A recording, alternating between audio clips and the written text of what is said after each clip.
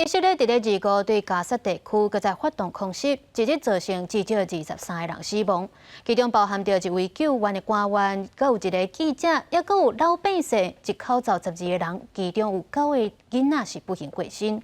联合国嘛警告讲，若是无赶紧甲大规模的援助送去到加沙地区，恐惊是会爆发严重的饥荒。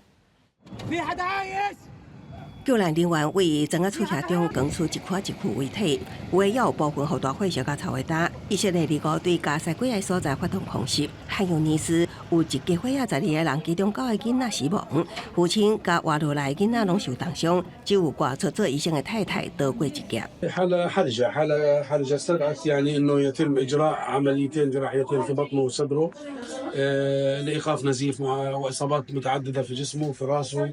الموت والفراق والدمار. انا يعني عشت في بث اهلي ذكرياتي حياتي عمري كله راح بس كوتا يعني لو حمد. 那百姓伫轰炸中死亡，负责人道救援的红十字国际委员会也有2名工作人员伫汉尤尼斯一间客家误事身亡。红十字会伫声明中呼吁随天会，搁再指出表示要求保护包括医疗人员、人道救援人员、甲民防人员在内的所有平民。تم استهدافهم بشكل مباشر في وقت فراغهم القصير، هم كان عملهم 16 ساعة في ال 24 ساعة كل يوم. جهدهم كان لا يتوانى عن خدمة الناس، وكانوا معرفين لدى الكل انهم صليب احمر. ايش المبرر انكم تقتلوهم يعني؟ ايش عملوا؟